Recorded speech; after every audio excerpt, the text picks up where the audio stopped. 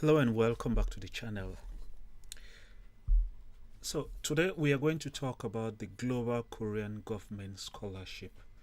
I'm going to break everything because I've received a lot of messages from a lot of people, and given the fact that this scholarship is beginning to gain a lot of popularity, a lot of people are just like discovering this scholarship right now. And it is important for me to indicate that this is not a scholarship that you just hear about it and then you jump into it and then decide that you have to apply for this scholarship. This is a scholarship that requires you to make sure you prepare very well for the application. Sometimes I even advise people to give themselves at least 6 months, if possible a year, to prepare for this scholarship. It's not a scholarship that you just hear about it and then jump into application. So for today, I'm going to, you have to excuse me, I'll have to be looking at this document because there are a lot of things that I would want to talk about today. I'll talk about the different types of tracks that are available and then how to go about applying for the different tracks. I'll also talk about the stages of document screening, and then who is able to apply for the scholarship, the countries that are eligible for the scholarship, how you can go about knowing if your country is eligible for the scholarship, and then the essays. You have letter of recommendation, you have your SOP, that's statement of purpose, you have your study plan. I would also talk about those one, and then I'll talk about GPA requirements because I have a lot of messages from people asking me about GPA.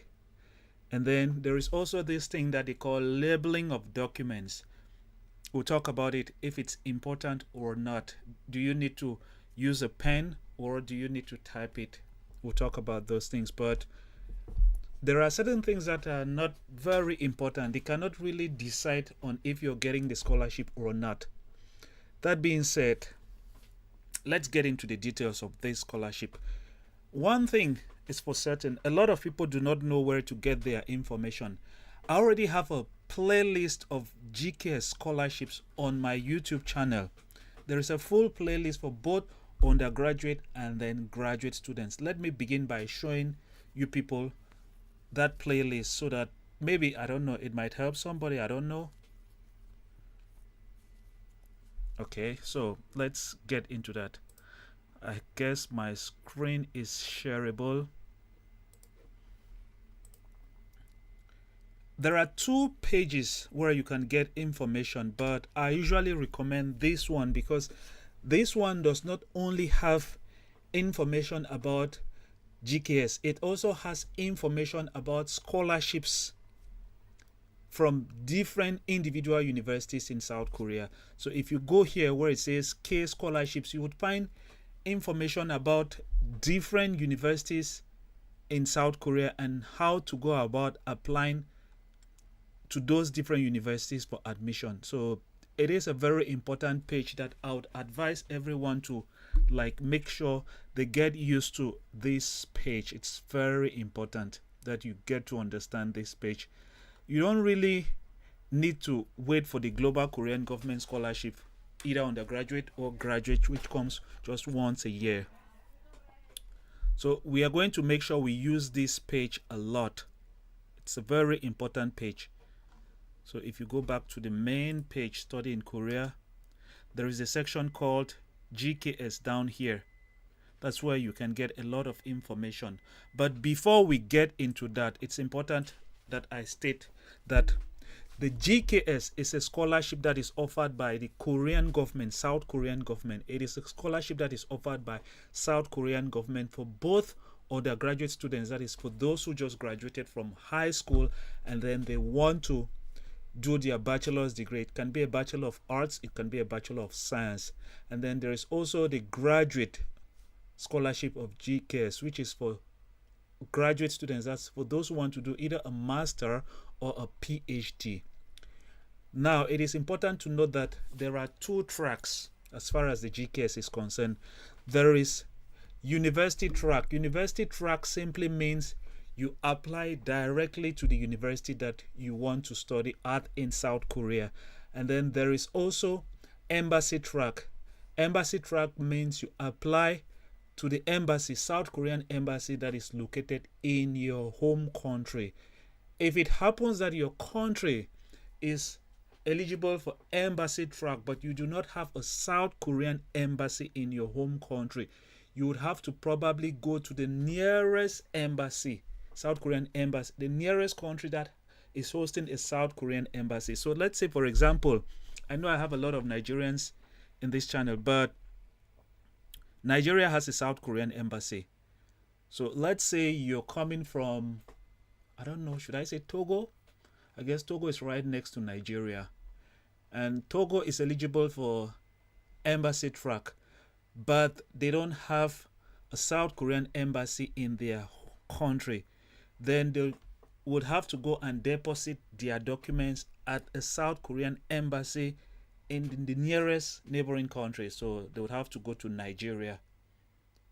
So if your country is eligible for the Global Korean Government Scholarship, but you don't have a South Korean embassy in your home country, you must go to the nearest South Korean embassy in a neighboring country. But if the embassy is in your country, then you have to submit your documents at the South Korean embassy in your home country. It is important to note that you would have to follow the rules.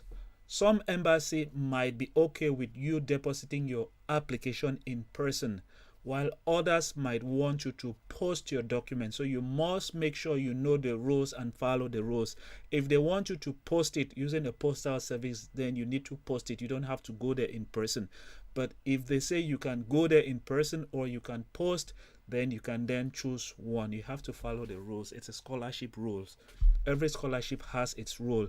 And then for university track, when the documents usually come out, there is usually the address for the different universities in South Korea. It means you would have to post your documents directly to South Korea, directly to the university. But if it happens that you know somebody in South Korea, you can also send your documents to that person, and then the person can then take it to the university. But there is no difference, because either way you would have to post the documents to South Korea. So why don't you just post it directly to the university? So that is university track and embassy track. University track means you apply directly to the university in South Korea. You get your documents ready, all of the necessary documents, and then post them to South Korea. While for embassy track, you have to post it to the South Korean embassy in your home country. It is important to note that once you've submitted the documents, for example, through the embassy track, there are 3 stages of screening of documents.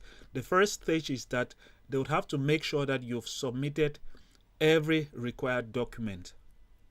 It's very important that you take note of that.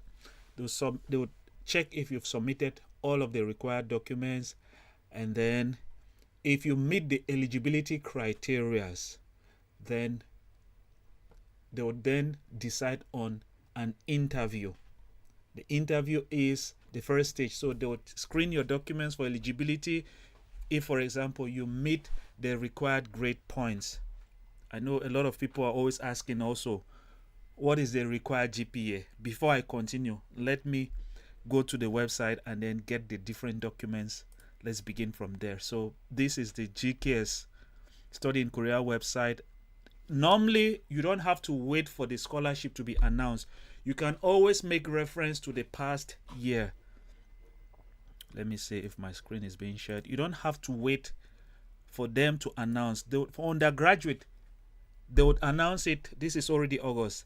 September, it can be either the first week of September or second week of September. The application process for the Global Korean Government Scholarship will begin. And it should be noted that you don't apply online. You print the documents from this website that is being displayed right now. You print the documents, or you fill out the documents on a computer. It's recommended that you type, because there is a font size and the type of fonts that they will ask you to use. Let me go to the documents, and then so it will be on page 3 of this website. We are making reference to the application process of 2023. So this is it, the Global Korean Government Scholarship for undergraduate, for those who had to apply in 2023 and then they went to South Korea in 2024 to study. So this is it. You have all of the documents here. This is the application guideline. The application guideline is a very important document that you must make sure you read the document. So let me open the application guideline. We begin with that first. This video is really going to be long. I guess I would have to look for time and then segment it, because it might be difficult for people to watch it from beginning to the end. This video is going to be maybe more than an hour's long. So these are the different tracks. You have embassy track here. This is it, embassy track, and then you have university track. So there is general, there is UIC, and then university track. There is also university and associate degree total. If you go through this document, embassy track has two types of universities. There is type A and then there is type B. So normally the application document says you can either choose one type A and then two type B, or two type A and then one type B. So you must make sure when applying you select only universities that are on the list of either type A or type B. So this is for embassy track. University track also has its own universities. There is UIC and then there is regional. You cannot be applying for embassy track and then you go and select a university that is under university track, because it is important to know that there are some universities that are both under embassy and university track, while there are some universities that are only available at university track. So don't go and be applying for university track and then you go and select a university that is under embassy track and then apply to that university. That will be the beginning of failure.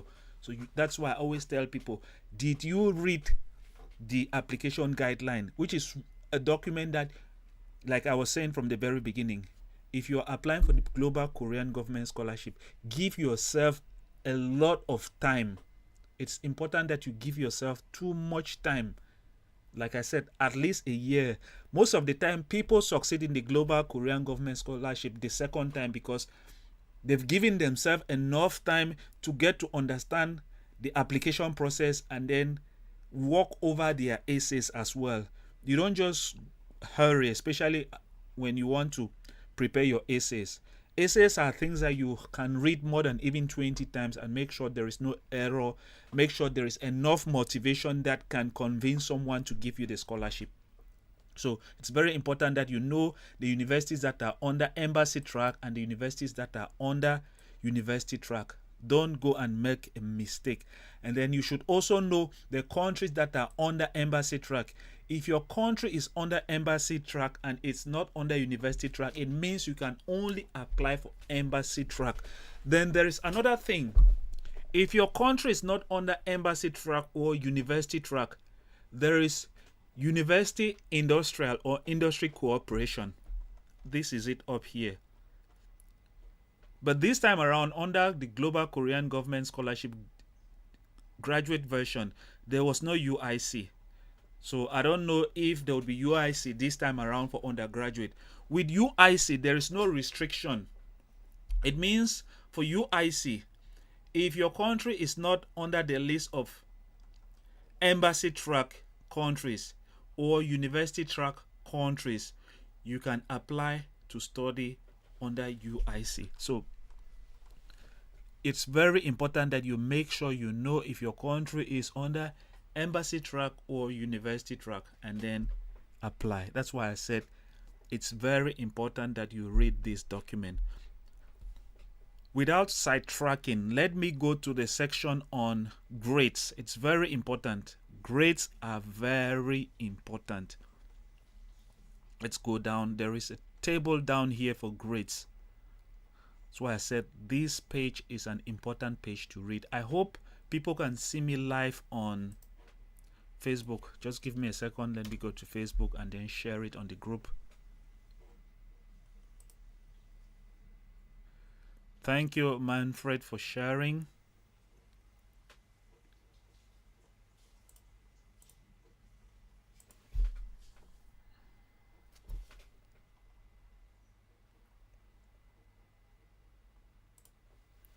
share it on the groups.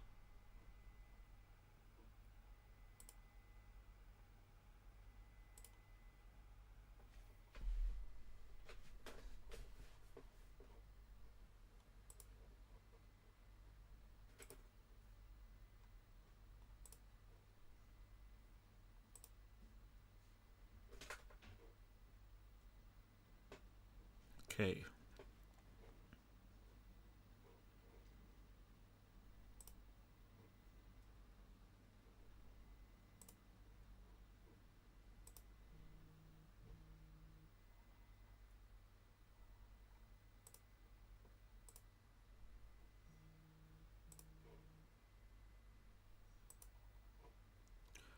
All right.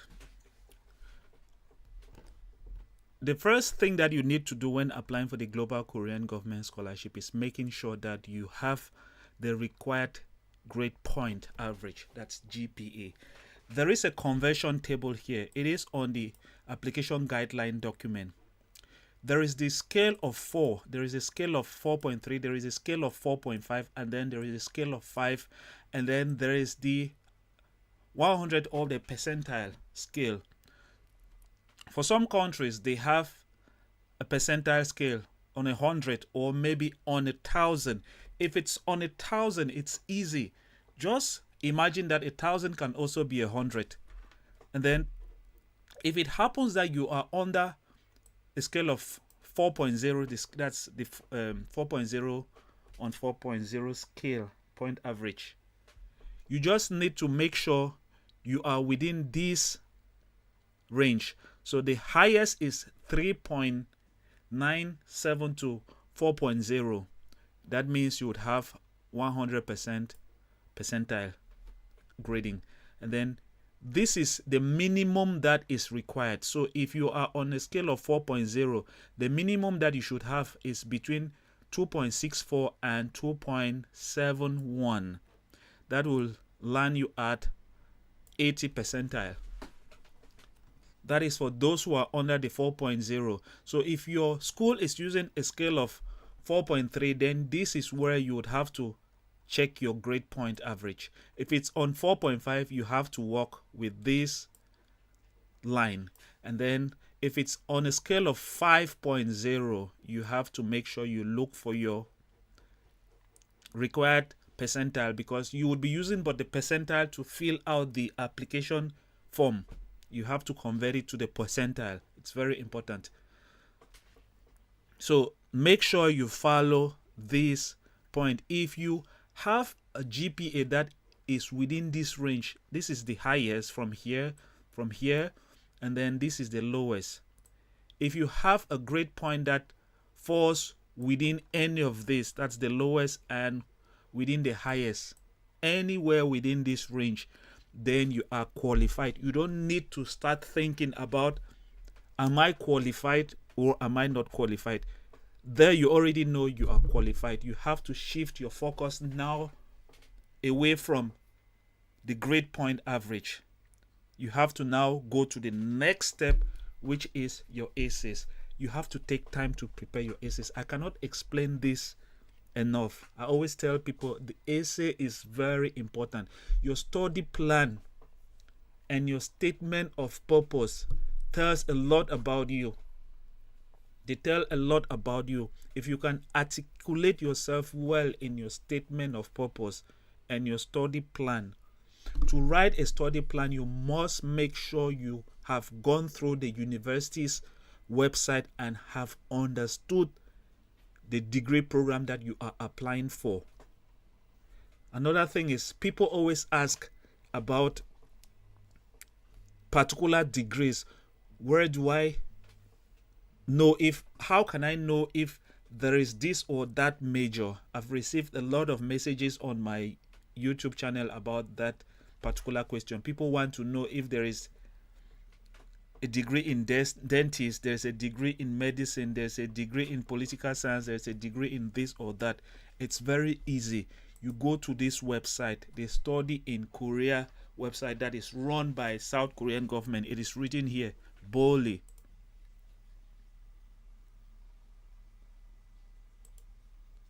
Let me make sure my Screen is really being shared.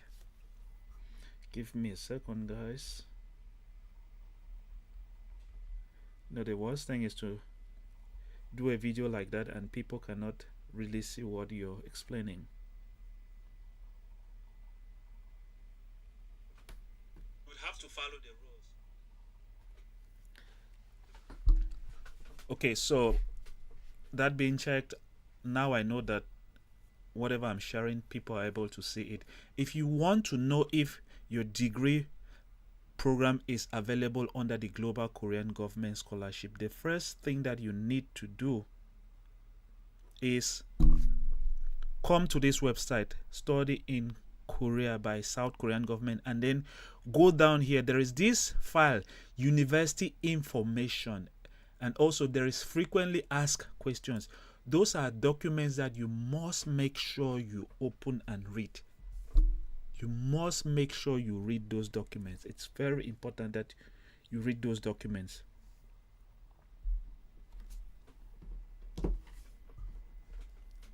So you normally have to download it. It is in a zipped form.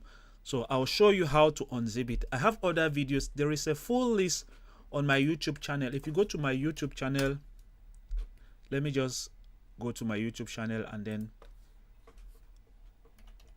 go through the different videos that are available, or the playlist for undergraduate and graduate. It's very important. There is a lot of videos on this channel on the Global Korean Government Scholarship that can actually help you. Most of the things that I will be saying here, I've already said them in a lot of my videos. So if you go to playlist, you'll find this one, undergraduate series. You have about 25 different videos there on GKS. This is for undergraduate. So you have different videos here, how to fill the application form, how to get even a professor scholarship. Yeah, you can get a professor scholarship even for undergraduate if you really know how to go about it, how to make your envelope. So those are videos here. These videos here are for undergraduate, and then there is also a playlist also for graduate students. This is the playlist here, graduate series. If you click here, you would find a whole list of videos. If you are seriously considering you find a whole list. This is a playlist for undergraduate students. I mean for graduate students, sorry. There are also some important videos here for graduate students that undergraduate students can also benefit from, like 5 etiquettes for GKS, embassy interview, and then embassy interviews as well on lock, and then how to calculate your GPA. So it will be nice for you to go through the 2 playlists, be it playlist for undergraduate or playlist for graduate students. That being said, let's go now and look at the file that contains the different universities that are available under the Global Korean Government Scholarship. So this is a file that has been downloaded. You need to unzip or extract it. So what I would have to do is create a folder and then drop it inside, because there are many folders here. It might be messy here.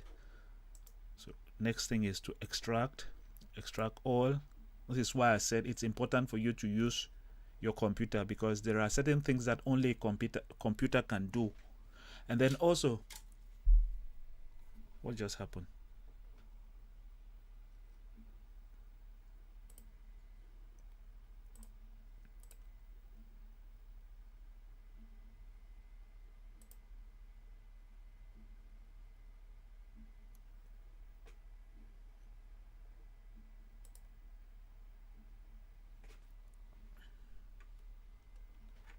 Also, it is also important that you make sure you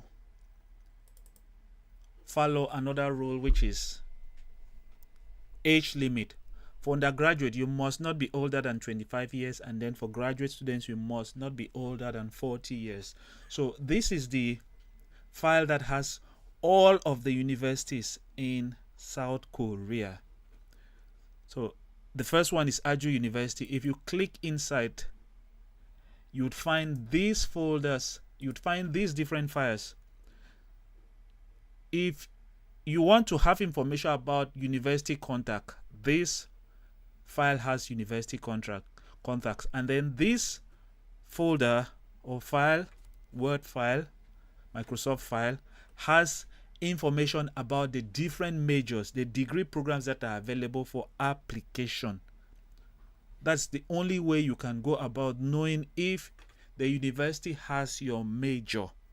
So these are the different degrees that are available. So this is a department: mechanical engineering, industrial engineering, chemical engineering, physics, life science, business administration, culture and content, sociology. And then you would also know if the medium of instruction is in English or in Korean. But basically undergraduate, it's Korean language, which is why it says here 100% Korean language. And then for topic, test of Korean proficiency, most of them are asking at least topic level 3 or above.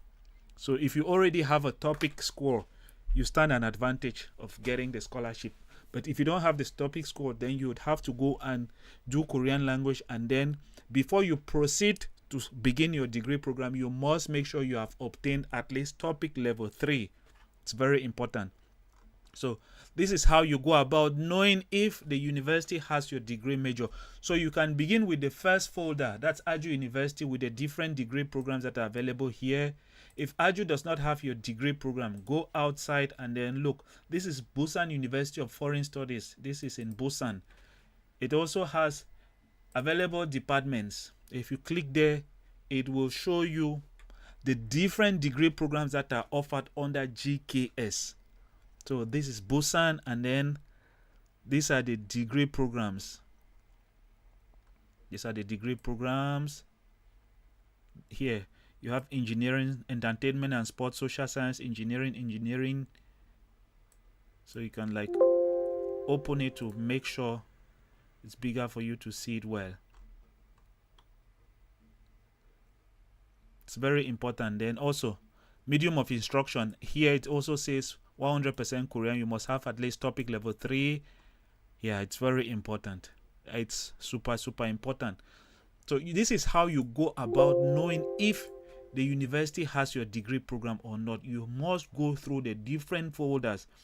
It's certain that you might go to the university website and also see it, but make sure that the degree program is covered by Global Korea Government Scholarship, which is why it's very important that you make sure you look at these folders. It's important that you get this document from the website. So this is Cheongnam National University, and then these are the major. You have business administration right down to School of Biology, biological science and technology. So it's very important that you know. Duration is 4 years of studies, and at Cheongnam National University, they say the programs are some programs are both in Korean and in English, while some are 100% in Korean. You're not going to find any undergraduate degree program in South Korea that is in English. So just know that you would have to study Korean language. It's very important that you take into account that. But it should not scare you. Some of us are able to speak Korean language because we develop the interest. So you can also speak Korean language if you really want to learn the language. It's not a difficult language. It's not as difficult as Japanese language that I am actually trying to learn right now. So you have to go through the different folders like that to find out if any of the universities that are under the Global Korean Government Scholarship are offering your degree program. This one is Dongguk Daehakyo. This is Dongguk University. Dongguk University is in Seoul. So these are the degree programs. This one has political, it has history, it has division of Buddhist studies, Chinese studies, Department of Philosophy, Department of History, Chemistry, Statistics, Economics, Public Administration. So these are the degree programs. And then studies is 100% Korean language for all of the degree programs. And then you must obtain at least topic level 3 or 4. So when they would give you this scholarship, you must make sure when you go to South Korea, you obtain topic level 3 before you can proceed to your next. You can proceed to begin your degree program. That being said, I guess I have covered everything about how to know about degree programs, how to go about knowing if your major is under the Global Korean Government Scholarship. Next thing that is very important, I already said this, for you to apply for the Global Korean Government Scholarship, you must make sure you meet another requirement, which is the age requirement. You must be under 25 years of age when applying. They would give a specific date that you must be born within that date. So when the documents will come out in September, we will look at it. And then for graduate students, that is those who want to do either a master or a PhD, they also have a specific date. So it's very important that you make sure you know the age requirement when applying. That being said, the next thing that I'll have to talk about is the essays. But before we get into the essays, let's look at other documents.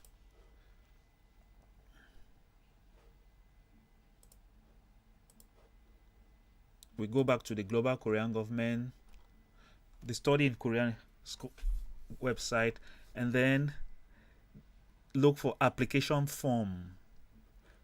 We download the application form and then we open it. Okay, let me share my screen. Okay, I guess my screen is being shared now. So this is the website. When applying for embassy track, you would have to select embassy track. You'd have to place a check mark on embassy track. So this is the check mark here. I can just copy it and then place it inside. Normally it's supposed to be inside. So this is for those who are applying for embassy track, but if you are applying through university track, then you have to place the check sign. But here it's very important that I indicate again, embassy track means you apply directly to the embassy in your home country. You will send your documents to the embassy. University track means you apply to the university. I made another video some days back. I'll place a link down in the description. The documents that you need to authenticate, that is, make them original. You don't have to submit your documents. It's very important that I say this. Let me make the screen bigger. You don't have to submit your documents that you got from your university. They need authenticated documents or apostille documents. Authenticated documents simply means they would make a photocopy of your degree, transcript, and also the document that proves your citizenship. I already made a video about required documents. These are documents that if you're applying for undergraduate, you must make sure you've already started the process. If not, you might be caught up by time, which is why I said it's very important that you begin the preparation process for this scholarship early enough. You should give yourself at least 6 months, if possible 1 year, to start getting your documents ready. For example, you can begin writing your essays and then ask for people to review your essays. Speaking about reviewing of essays, the only way I can accept to review anyone's essay is based on how much engagement you're having with my Facebook or Instagram or even YouTube. So for those who are subscribed to my Facebook, Instagram, and whenever I share something, they also make sure they share and they like, they comment, they ask questions, they post.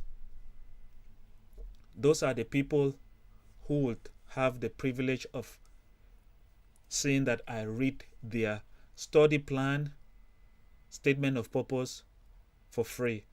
Without which you might probably want to maybe look in other groups. There are other groups that can ask you to pay and then they would read your statement of purpose. It's not free. I'm not asking for any money because, like I've always said in this channel, for now I'm not asking anyone to pay for any service on my page because I don't need the money for now. I don't need your money. But the only way I can help you will depend on how much help I'm getting also from you. So if you're sharing my content on Facebook or Instagram, if you're liking, if you're commenting, if you have questions and you're posting on my Facebook page and the groups, then maybe I'll think about reviewing your essays. I'll probably consider reviewing your essays for free, without which you would have to go look in other groups, other YouTube channel, and then pay for them to offer those services. I'm pretty sure nobody is doing that for free because it requires time. I deal with students. I understand what it means to go through students' documents, students' tests, students' essay. It takes a lot of time, especially when you're dealing with documents that will give somebody a scholarship. And what I usually do is, if you send me your statement of purpose, if I feel like it's not up to standard, I'll tell you to do it again before sending it to me. I'm not going to really correct it, do it 100% for you. The information must come, the knowledge must come from you. So don't be surprised that I'll just probably underline certain things or strike certain things and then ask you to reflect again more on those things. I'm not going to do it for you. I'll technically tell you that this is what I think about this or that, but a lot of the material, a lot of the information will have to come from you, because it's very important that you know that you must make sure the knowledge, the information that is on your statement of purpose, your study plan, is coming from you. Because when they will be interviewing you for this scholarship, be it through the university track or embassy track, they will look at your statement of purpose. They will ask you questions based on your statement of purpose. So it's very important that you make sure the information that is on your statement of purpose, you wrote it.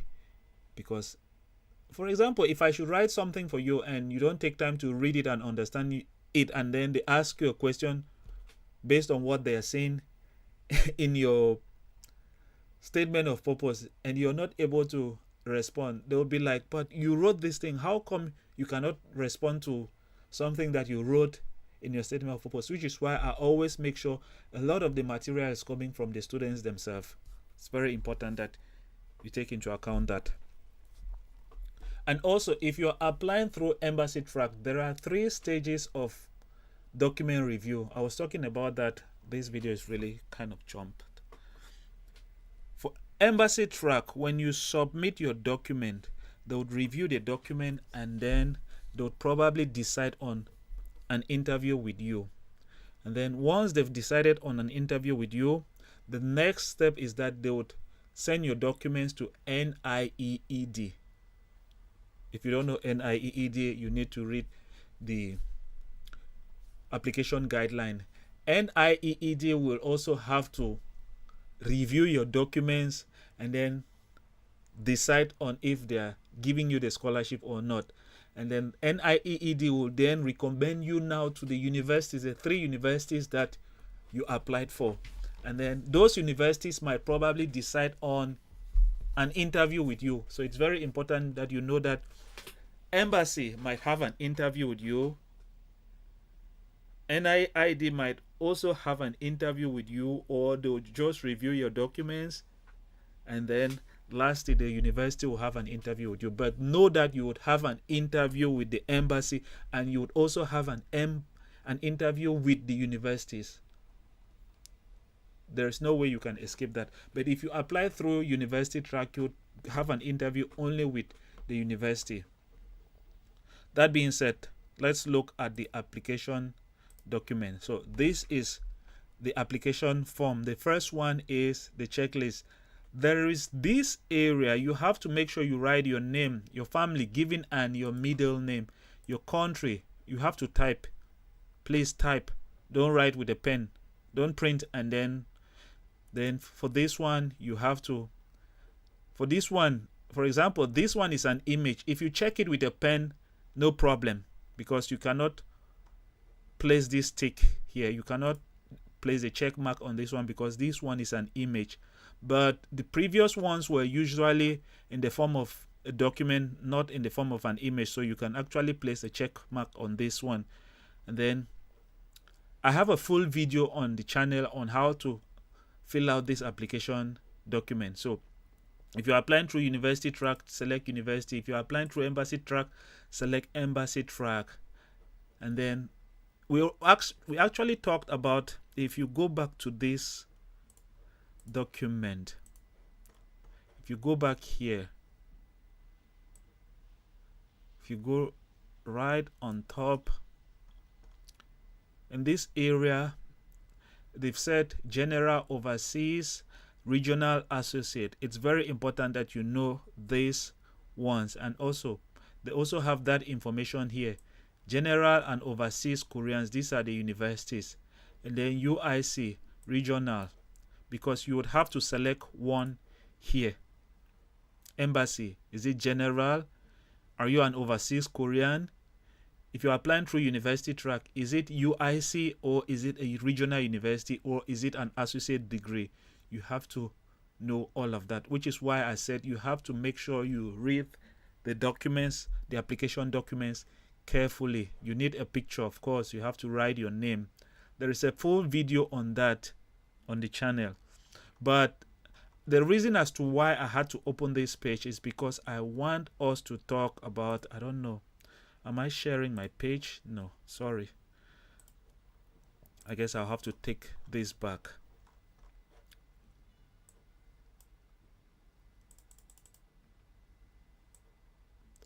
So I was saying that this is the application document.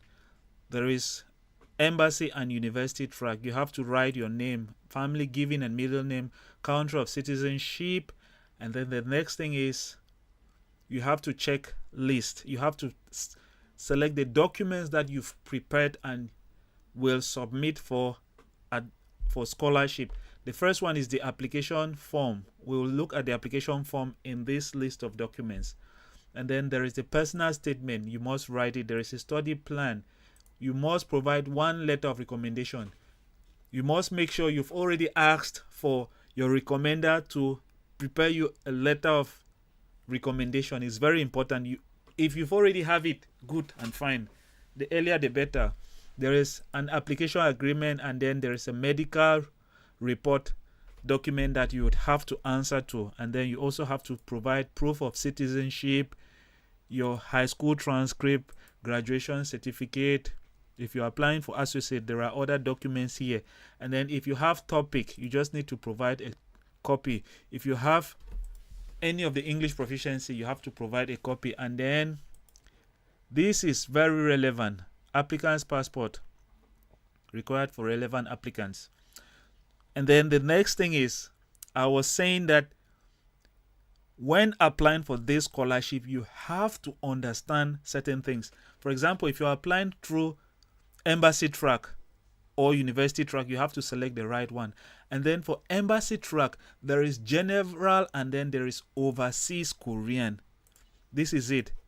On this document, embassy track has type A and type B, and it says general and overseas. You must make sure you're selecting the right one. I said for type A, you must select either one or two universities and then one. It's very important that you know that you must select at least one university from either type A or type B. So if you decide to select two universities from type A, then one must come from type B. If you decide to select two from type B, then one must come from type A. It's very important. And then there is now university track. There is UIC and then there is regional. So if you're applying through university track, you must make sure you select a university that is under the UIC, like Aju University, Kunyang, right down to Yeonjin University. But if you're applying through regional university, you must make sure you select from this list of universities. That is for those who are selecting university track. And then you must make sure when you're filling out this document, it says here, if you've selected university track, then you have to come here. Is it UIC or is it a regional university or is it an associate degree that you're applying for? You must make sure you take that into account, and then make sure you select also you're applying for a bachelor's degree. That being said, all of this information here has been filled out in another video on the channel. I'll provide a link to the whole playlist down in the description of this video later on. So, like I was saying, you must make sure you convert your GPA into the percentile. and place it here. There is another video for that on the channel. I'm not going to dwell into that for now. It's very important that you do it. But the reason as to why I have this document open is because of the personal statement. The personal statement, I have another video also on personal statement on this channel. If you go down here, you have questions that you must respond to. You must respond to these questions. And then they've actually told you here that you must type on the computer. It says here, the essay must be single space within 2 pages. Single space. What do we mean by single space? I guess people can see my computer. Single space, if you come here on this thing, this is a single space and this is a double space.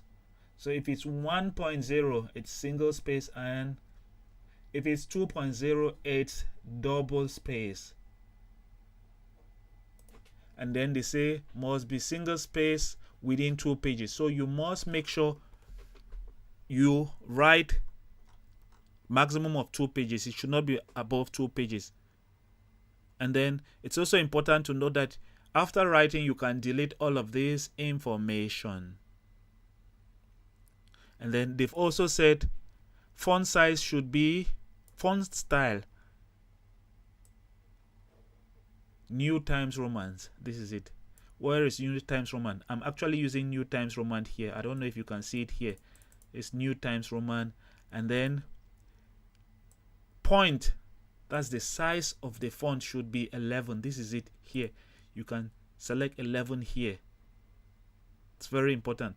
This one is 10. The one I have here that I'm using right now is 10. So if I select this and then go and select 10, it will get a bit bigger, because they want to make sure they can read what you've written. So you make sure you select the right point size. And also note that if you select 10, you might write too much. If you select 11, you would write less. So make sure you select the right font. 11. It's very important. If you want to have a scholarship, the first rule is respect the scholarship rules. The Global Korean Government Scholarship has become super popular.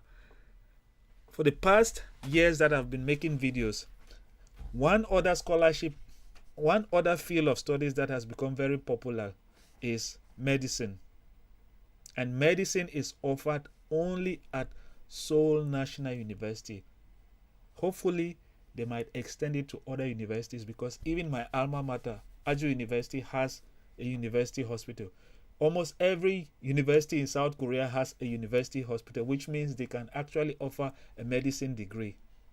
But as of now, under GKS, medicine is at Seoul National University.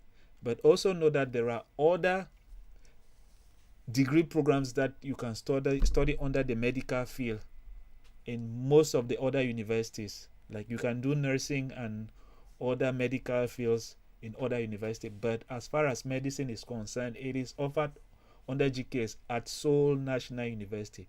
So if you want to do medicine, you have to apply at Seoul National University. And recently, a lot of students have been asking me questions about medicine degree. So take note of that. So the personal statement is a very important document. When you write your personal statement, make sure there are no errors. Make sure you express your motivation for your degree program very well. You must make sure you have really articulated well why you want to study that degree program. They have to see your motivations. That's why they said motivation with which you apply for this program. You have to write certain things about your past educational background that is leading you to the degree program that you're applying for. It's very important. You must provide them with some experiences that have actually somehow shaped your mind, made you to decide on applying for the particular degree that you want to apply for. So when applying, always make sure you provide something that leads towards your motivation for your degree program that you've selected. And then another thing, students usually ask me, I'm applying for AI, I'm applying for computer science, and I'm applying for something engineering. How do I go about talking about all of those degree programs under my personal statement? No, you don't have to do that. Let's say, for example, let's take a simple one. Let's say you want to apply to go and do biology as first choice, chemistry second choice, and then physics as your third choice. Focus on your first choice, biology. Your personal statement should be focused on your first major. Don't try to write a personal statement that is talking about all the three choices.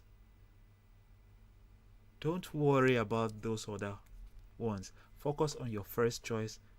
Explain to them your motivation for that first choice. Give your educational background and how it has led to you deciding on that first choice. Significant experiences that you've had in your life that has made you to decide to choose that your first choice. Extracurricular activities that you've carried out that have somehow, some kind, made you to decide on that your first choice. And then, if applicable, some awards. If you have awards also that are kind of tied to your first choice, name them. Those who can actually articulate their motivation for their degree programs are the ones that will get this scholarship. Your motivation for your studies is very important. This is the most important application document. This document, this essay, personal statement, is 100% more important than your GPA. For your GPA, we already talked about GPA. As long as you have a GPA that is within the minimum and the maximum, you're good to go. The next thing is you make sure you focus on your personal statement.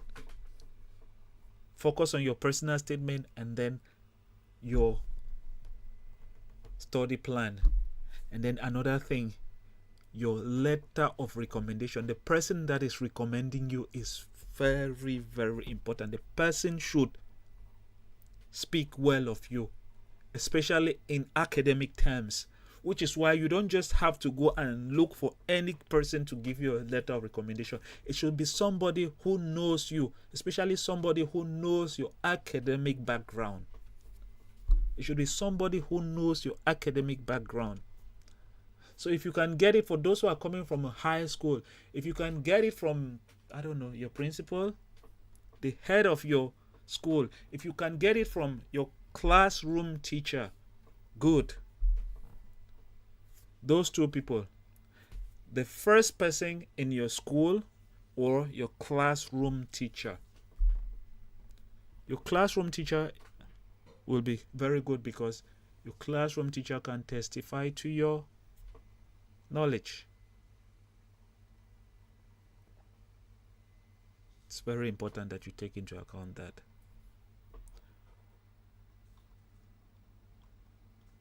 There is study plan. It can be written in Korean or in English, but take note that, okay, there is another thing that I needed to mention. If you are applying for university track, embassy track has its own rules and regulations. University track, the universities equally have their own rules and regulations. For example, the university might decide that, okay, you must obtain topic level 3 before you can begin studies with them, or topic level 4. Let's say GKS says 3 GPA, no, topic level 3, but the university is saying that you must have at least topic 4 to begin that particular degree program. The embassy cannot influence the university to change that rule.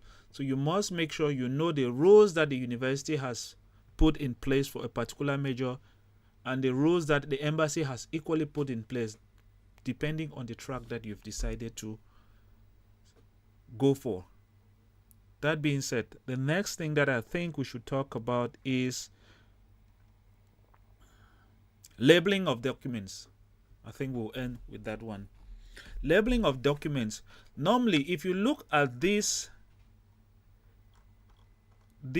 study plan, the study plan has things that you must make sure you write. I already have a video on study plan. I'll provide a link to all of those things down. You must make sure you're responding to the questions that are on study plan. To make a study plan is very easy. I already have a video on that. These documents have numbers. These documents have numbers. So let's begin with document number 1. It's called Form 1. It's the application form. This is it here. And then there is also Form 2. Form 2 is your personal statement. Form 3 is your study plan. Form 4 is your letter of recommendation. And then Form 5 is GKS agreement. You must respond to that agreement. You're just telling them that they can make sure to verify that you've not provided wrong documents. And then there is Form 6, medical assessment. If you go to this website, where is it? What happened there?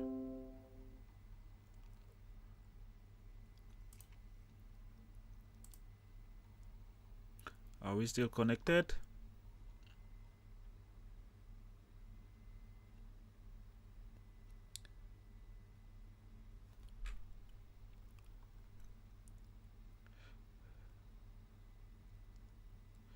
All right, on this website, they're talking about numbering and labeling. If you look at the checklist is up here. It is number 1. If you have your application form, then you have to make sure you label it as application form. So for example, this one here on the website, they've clearly indicated bachelor's graduation certificate, consular confirmed. So you can either look for a paper that might be of this size, and then you label the different documents. Basically, they just want you to follow this process. The first document is the application document. You clip them together and then label it application documents. And then next one will be proof of citizenship. You just write on top of it, top right hand corner, proof of citizenship. I'll provide another video in the near future. Labeling can be done through a computer, like you label all of it and then print it out and then cut it and then clip it to the different corners of the different papers. Or you can just simply write application form, next one personal statement, study plan. That's basically what they mean by labeling. You can label it with a pen. You can also label it by printing out the different labels. The labels should be of this size. Should be of this size, on the size of something like this, which means on an A4 paper, you label it this way with a number and then the name of the document. That's it. Let me see if we have questions. I guess this video has already been too long.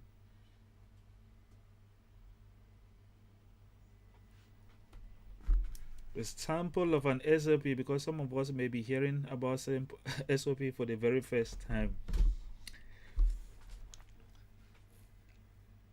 Getting an SOP is very easy. The reason as to why I don't usually want to show a sample of any SOP is because some students might get lazy and then they might copy. They might just copy. But if you go on Google and type statement of purpose, you would find a lot of samples. All you need to do is just look at it, get some inspiration, and then draft your own statement of purpose. But when writing your statement of purpose, make sure you're responding to the questions that have been answered. Make sure you're responding to the questions that have been answered here. For example, if you go to Form 5, I guess it's Form 5 or Form 2. Okay, Form 2 personal statement. They've given you questions that you must respond to. Your motivation for your degree program. What is motivating you? Why have you decided to select that particular major? I already talked about your educational background. Maybe your past educational background has led you to decide on your current major that you want to apply for. You must always write it in such a way that it is tailored towards the reason as to why you've decided to apply for that degree major. And then if you have some significant experiences in life that have actually made you to decide. For example, some students might say that, okay, I've decided to do medicine because I've discovered that in my home country, people are suffering. There are no medical doctors. And I feel like if I should go and study, I'll be helping to solve a problem as far as the medical sector in my country is concerned. So you must give a reason as to why you've decided to apply for your degree program. It's very important that you make sure you have a reason as to why you've decided to take that particular degree or apply for that particular degree. Extracurricular activities. Maybe you were involved in certain club activities. You decided to join some clubs. You decided maybe to volunteer in a particular community, or you had a certain work experience that kind of shaped your mind, made you to have that motivation for your degree program. All of those things will really make them understand that, wow, this person has really gone through certain things that has really made the person to decide to pursue this major. Because one of the reasons as to why they want to see your motivation for your major is because some students go to South Korea and then they abandon their degree program. For example, some people might go there and then they see that, hey, I can make money. Instead of focusing on their degree program, they would want to go ahead and make money. But actually, the main reason as to why they are in South Korea is to study. They're giving them the scholarship to go and study and then go back home and help their country. Or, if possible, they can still look for a job in South Korea and work after graduation. So, the government is trying to make sure that they are selecting students who will actually go to South Korea and they will not abandon their studies. It's very important that you convince them that if they give you the scholarship, you will go to South Korea and you will study. You will not abandon your studies. So if you have awards, also provide the awards.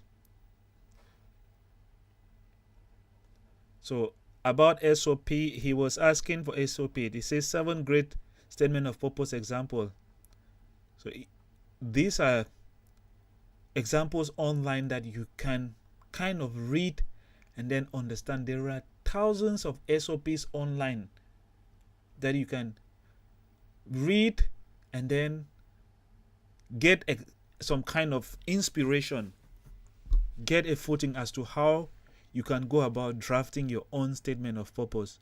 Don't go and copy, because we are in the age of AI and South Korea is a technologically advanced country. They would easily figure out that you've copied it online. Which is why I said that if you're writing an SOP, make sure you give yourself time. You don't just write your SOP once and then that's it. You write your SOP and then you sleep over it. While you're sleeping, you're thinking about what kind of changes you can make to give it a better taste, to actually convince people. I know a lot of students who applied for the Global Korean government scholarship, embassy track, and then succeeded in all the 3 universities that they applied to. So somebody might apply to Seoul National University to do maybe biology. They succeeded in getting it. Applied to Aju University to study physics. Succeeded.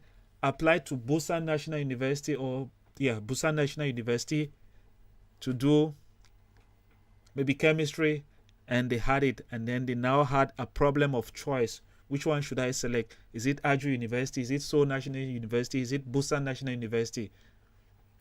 Because they took their time to write their personal statement. Like I said, the only way I can help anyone in proofreading their personal statement will be based on your engagement with the page. I should be seeing that you're making an effort to really get the scholarship by asking questions on the page. If you have a problem, you ask. The response does not necessarily need to come from me. Other people might be out there. People might be out there who have an idea. They would respond. Yeah. Sharing contents. Liking. Yeah, because in other groups or other YouTube channels, people are actually requesting for people to pay money for them to read their essays. But since I'm not asking for any money, the minimum that I'll ask is that you make sure you're engaging with my contents. But again, know that you will not just write anything and then give me with the hope that I am going to do it all for you. No, I'm not going to do it all for you. If you send me a personal statement that I consider not up to standard, I'll tell you this is not up to standard, and I'll tell you to go back and review it. If you send it and I feel like it's at least 50% up to standard, I'll tell you where I think you should do some changes. And then if you do the changes, I'll ask you to resubmit. I'll look at it again. And if I feel like you still need to do more changes, I'll tell you to go and do more changes. So if you really want to get the scholarship, you should be ready to work. Which is why I said that it's not a scholarship that you just jump into it. You must give yourself time to read your personal statement, go over it, ask for some people to read it, because you might be having grammatical errors that other people might easily figure it out. So you can give it to a sister, to a brother, to your mom, to a friend. They read it, they provide you with suggestions. You constantly change it, keep on changing, making sure that until you feel like, I think it's better now. One thing is certain, when you work on an essay, there will be a particular moment where you will be like, I don't really have doubt anymore if this essay is up to standard or not. You would know. If the essay is up to standard, you would know, you would have some confidence. So for those who really want to study in South Korea, they usually put the time and the money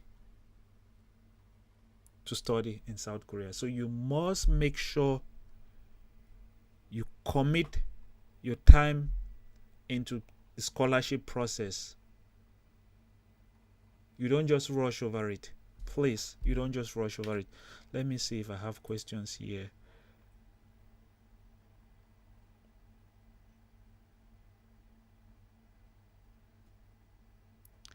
Chat.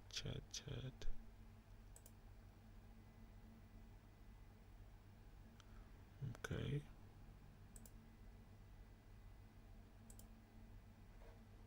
Let's see.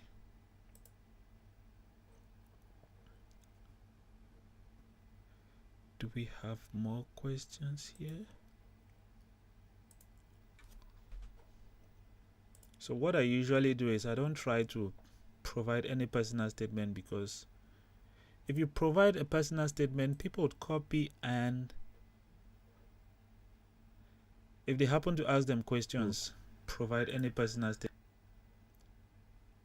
They can ask you a question that is coming from your personal statement, if and you provide a personal statement, you might not be able to respond because you didn't write it, and it's a bad precedence.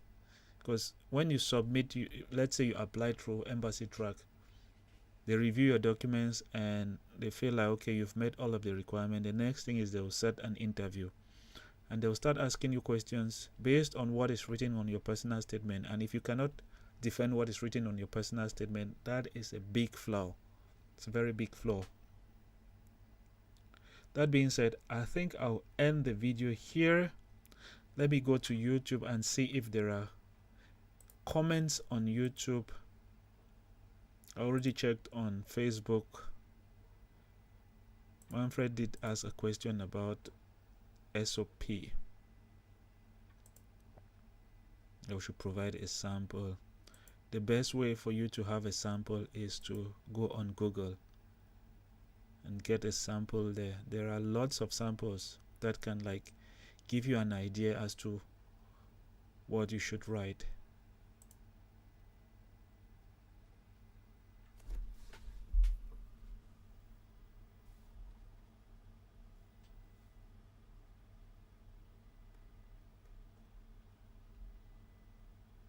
So for the grade, there is a question from somebody who asks, please, my school grades use a 4.0 scale. I already talked about that.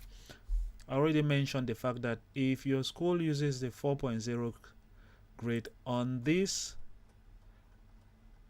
document, the application guideline, they have the CGPA grading scale page where you have to go there and then look at it. That's where you would have to look at the minimum, which is down here, and then there is a maximum up here. So if you fall within the range of minimum and maximum, if you're on a 4.0, 4.3, 4.5, 5.5, or on the 100 scale, it's easy. If your school is using but 1,000, you can just assume that, okay, 1,000 will means 100 can also represent 1,000. But another important thing is that make sure your transcript explains in detail the grading system. If your transcript does not explain in detail the grading system, you have to get an additional document from your school explaining the grading system. It is clearly stated on the application guideline. So make sure you read the application guideline carefully. That being said, I am going to end the video here, and I'll be live again next Sunday, same time. I might come up online spontaneously to talk about one or two things, even about South Korea. It's a good country, but there are also things that you would have to bear in mind so that you don't receive a culture shock when you go to South Korea, because I know South Korea has become very popular these days because of K-pop and K-drama. Don't believe everything that you see on K-pop and K-drama. I know a lot of people who got to South Korea and didn't like it, and within a week or two they took a plane and went back home. Yeah. So don't believe too much on what you see on Facebook and Instagram. Some people might go there and they might not like it. Some people might go there and they'll be like, anyway, let me just manage and get my degree. Yeah. South Korea is still a very new country. It's a country that you have to use Korean language, and living there might be challenging. So you have to take into account all of that. Which is why I made another video. Is there racism in South Korea? Yeah. If you're worried about racism, you should really care as well, because you might go to South Korea and might not like the way, if you're a people person, you might not also like the way people might be looking at you, the way people might be staring at you, the fact that Koreans might want to make friendship depending on the country where you're coming from. Yeah. So you have to take into account all of that fact so that you don't get surprised. That being said, let's end the video here. If you know you've not yet subscribed to the channel, make sure you do subscribe, and I'll see you next time. Peace.